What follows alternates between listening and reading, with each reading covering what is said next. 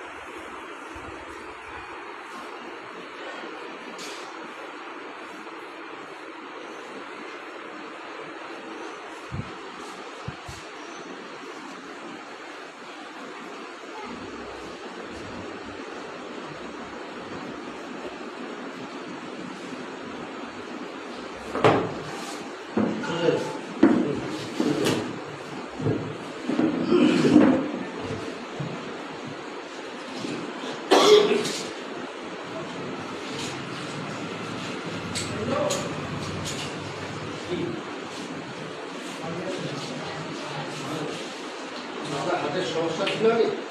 হ্যাঁ। ডাক্তার দেখিয়েছিলেন? হ্যাঁ। ডাক্তার এখন হসপিটালে ভর্তি ছিল? হ্যাঁ, হসপিটালে ভর্তি ছিল। কতদিন আগে হার্ট অ্যাটাক হয়েছিল?